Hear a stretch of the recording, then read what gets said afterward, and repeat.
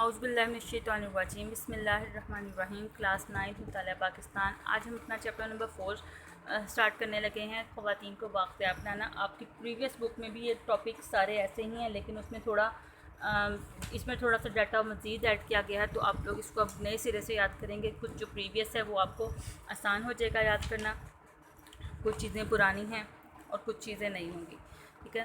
تو اسلام جو ہے وہ دین فطرت ہے، اس کی تعلیمات جو ہیں ہمارا آج کا ٹاپک ہے قرآن و سنت کی روشنی میں اسلام میں خواتین کے حقوق۔ لونگ کوسچن نمبر 1 بک ایکسرسائز۔ تو اسلام دین فطرت ہے، اس کی تعلیمات کے مطابق بنیادی حقوق کے لحاظ سے سب انسان برابر ہیں۔ سب انسان حضرت آدم علیہ السلام کی اولاد ہیں۔ اس لحاظ سے اسلام میں جنس کی بنیاد پر عورت اور مرد میں کوئی تفریق نہیں کی گئی۔ اللہ تعالیٰ کے نزدیک دونوں اس کی مخلوق ہیں، اللہ تعالیٰ کے نزدیک مرد اور عورت دونوں برابر ہیں۔ قرآن حکیم میں بھی ایسے بہت سے احکامات ملتے ہیں جس میں عورت کے حقوق، مقام اور اہمیت کے بارے میں بتایا جاتا ہے۔ تو پہلا اس میں آیت کا ترجمہ آتا ہے، سورۃ النساء کی آیت نمبر 1 ہے۔ لوگوں اپنے پروردگار سے ڈرو جس نے تم کو ایک شخص سے پیدا کیا، یعنی اول اس سے اس کا جوڑا بنایا، پھر دونوں سے کثرت سے مرد اور عورت پیدا کر کے روئے زمین پر پھیلا دیے، ٹھیک ہے۔ اس کے علاوہ میں نے آپ کو بتایا جو بھی ترجمہ احادیث کا ترجمہ یا پھر قرآن کی آیات کا ترجمہ یا کوئی ڈیفینیشن آتی ہے، آپ اس کو پیج کے مڈ میں لکھیں گے۔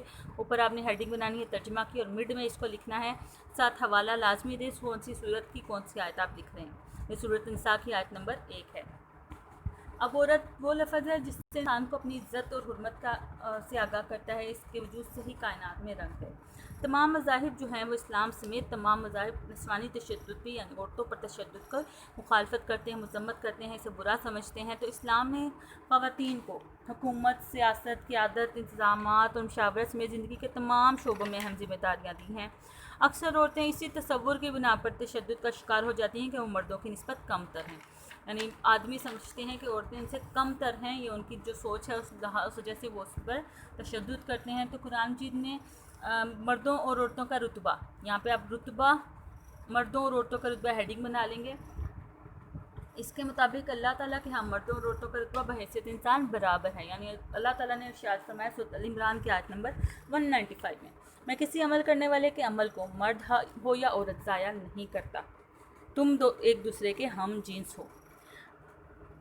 پھر اس کے بعد اگلی ہیڈنگ آپ بنا لیں اعمال کا صلہ۔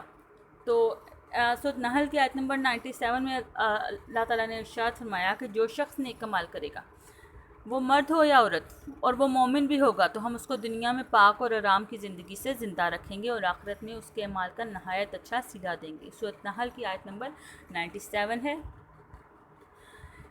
اب معاشرے میں پہلے دور جاہلیت میں کیا ہوتا ہے کہ اسلام کی آمد سے پہلے عورتوں کو کوئی حقوق حاصل نہیں تھے، عورتوں کو جو ہے وہ بچے جب لڑکی پیدا ہوتی تھی اس کا زندہ دفن کر دیا جاتا تھا۔ تو اسلام نے لڑکی کو رحمت بنایا، یعنی جس گھر میں بیٹی آتی ہے اسے رحمت کہا جاتا ہے، اور اس چیز کو بہت اچھا سمجھا جاتا ہے کہ جی اگر جس کے گھر میں پہلی بیٹی آتی ہے تو وہ، بلکہ بیٹیوں کی جو ہے وہ ذمہ داری بھی اللہ تعالیٰ کی نے ہی خود لی ہوئی ہے کہ ان کی اس کے علاوہ اللہ تعالیٰ نے لڑکی کو رحمت بنایا ہے، گھر کا سکون بنایا ہے۔ اسلام کا سورج جب طلوع ہوا تو عورت کو ظلم کے اندھیروں سے نجات مل گئی۔ اللہ تعالیٰ نے عورت کو ذلت سے چھٹکارا دلا کر عزت و حرمت سے نوازا، عورتوں کو زندہ دفنانے کی جاہلانہ رسم جو تھی وہ ختم ہو گئی، عورتوں کو مساوی حقوق دیے گئے مردوں کے، اور عورت کی حیثیت ایک مستحکم کی گئی۔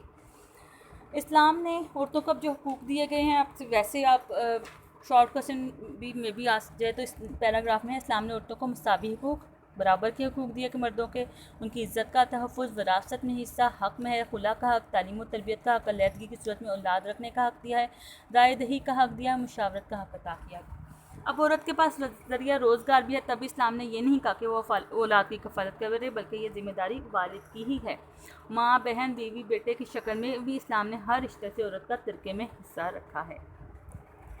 اسلام میں عمل اور اجر میں مرد اور عورت مساوی ہیں، برابر ہیں، چنانچہ قرآن پاک میں واضح کیا گیا۔ یہاں پہ آپ ہیڈنگ بنا لیں گے عمل اور اجر۔ اسلام میں عمل اور اجر میں مرد اور عورت مساوی ہیں، چنانچہ قرآن کریم میں واضح کیا گیا کہ مردوں کو ان کاموں کا ثواب ہے جو انہوں نے کیے، عورتوں کو ان کاموں کا ثواب ہے جو انہوں نے کیے، اور اللہ سے اس کا فضل مانگتے رہو۔ یہ سورۃ نساء کی آیت نمبر 32 ہے، ٹھیک ہے۔ مزید आयत निसा की आयत नंबर 124 में फरमाया, और जो नेक काम करेगा मर्द हो या औरत जबकि वो साहिब ईमान भी होगा तो ऐसे लोग बहिश्त में दाखिल होंगे यानी जन्नत में दाखिल होंगे और उनकी तिल बराबर भी हक तलफी ना की जाएगी। ठीक है, यहाँ तक आपका ख़त्म होता है कुरान और सुन्नत की रोशनी, कुरान की रोशनी में ख़वातीन के हुकूक। इसके बाद नेक्स्ट आपका आ रहा है अहादीस की रोशनी में औरतों के हुकूक। कुरान पाक के अलावा कई हदीस में भी औरतों के हुकूक और फ़राइज़ उनके माशरे में अहमियत का जिक्र मौजूद है। ख़ुद दो जहां के महबूब हज़रत पाक सल्लल्लाहु अलैहि वसल्लम ने फरमाया, जिसने दो लड़कियों की कफ़ालत की यानी परवरिश की तो वो और मैं जन्नत में इस तरह दाखिल होंगे जिस तरह मेरी ये दो उंगलियां आपस में करीब हैं। ख़ातिमुन नबिय्यीन हज़रत मोहम्मद सल्लल्लाहु अलैहि वसल्लम ने एक और हदीस फरमाया कि औरतों के मामले में अल्लाह से डरो। तो दूसरी जगह फरमाया, तुम में से किसी के पास 3 लड़कियां हैं या 3 बहनें हैं और उनके साथ अच्छा सलूक करे तो जन्नत में ज़रूर दाखिल होगा। फिर हज़रत पाक सल्लल्लाहु अलैहि वसल्लम ने मज़ीद फरमाया, दीन आसान है, लोगों के लिए आसानी पैदा करो, लोगों को मुश्किलात में मत डालो।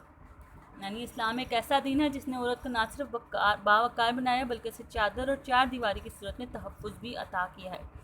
अब इसमें कुछ मिसालें आ जाएगी। हज़रत हाजरा अलैहिस्सलाम की, हज़रत पाक सल्लल्लाहु अलैहि वसल्लम की पहली ज़ौजा हज़रत खदीजा रज़ियल्लाहु अन्हा की। ठीक है, ये सारी वही हैं जो प्रीवियस बुक्स में आपने पढ़ी हैं। प्रीवियस बुक में थोड़ी डिटेल में थी, यहाँ पे थोड़ी शॉर्ट में किया गया है। तो पहले आती है हज़रत हाजरा अलैहिस्सलाम का वाक़या। ठीक है, हाजरा अलैहिस्सलाम की मिसाल बयान करें औरतों के हुकूक के हिसाब से। तो ये एक वाक़या नुमायाँ मिसाल है जो अल्लाह ताला के सामने औरतों के रुतबे को उजागर करता है। अल्लाह ताला से मदद मांगने की खातिर वो कोहे सफ़ा और मरवा के दरमियान दौड़ी ताकि वो हज़रत इस्माइल अलैहिस्सलाम को खुराक और पानी मुहैया करें। ये अमल अल्लाह ताला को इतना पसंद आया कि सफ़ा और मरवा के दरमियान भागना हज का एक अजीम रुकन बना दिया गया और तमाम मर्द और औरतों पर लाजिम हो गया कि वो हज की तकमील के लिए उनकी पैरवी करें। इस वाक़े से इस्लाम में औरतों की हैसियत की अहमियत ज़ाहिर होती है। यहाँ पे आपका शॉर्ट क्वेश्चन बन सकता है, हज़रत हाजरा अलैहिस्सलाम का वाक़या बयान करें जो अल्लाह ताला के सामने औरतों के रुतबे को उजागर करता है। ठीक है, इसके बाद आपका अगला है पैराग्राफ हज़रत पाक सल्लल्लाहु की पहली ज़ौजा हज़रत खदीजा रज़ियल्लाहु अन्हा के बारे में आप क्या जानते हैं या कौन थी? ठीक है, हज़रत पाक सल्लल्लाहु की पहली ज़ौजा हज़रत खदीजा रज़ियल्लाहु अन्हा जज़ीरा नुमा अरब की एक दौलतमंद खातून थी और मुमताज़ खातून थी और उनका मक्का मुअज़्ज़मा में एक तिजारी मरकज़ था जिसे वो खुद संभालती थी। उनका तिजारती सामान शाम जैसे दूर दराज ममालिक की मंडियों तक जाता था। उनके उजरती ताजिर जो थे माल बैरूनी जगहों में ले जाते और उन मंडियों से वहाँ का माल ख़रीद कर मक्का मुअज़्ज़मा में फ़रोख्त करते थे। इन ताजों में हज़रत अबू तालिब भी थे जो हुज़ूर पाक सल्लल्लाहु अलैहि वसल्लम के चचा थे। हज़रत खदीजा के कारोबार की कामयाबी को इस तरह से देखा जा सकता है कि जब कुरैश के तिजारती काफ़िले गर्मियों में शाम को जाते और सर्दियों में यमन का रुख करते थे, हज़रत खदीजा रज़ियल्लाहु अन्हा का काफ़िला कुरैश के सारे काफ़िलों के बराबर होता था। ठीक है,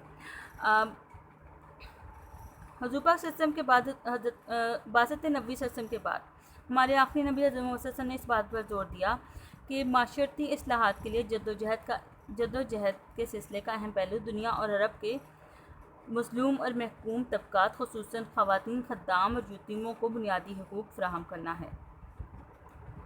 कि हज़रत फ़ातिमा नामवर मिसालें, आप इसमें इस्लाम की नामवर ख़वातीन के नाम बताएं।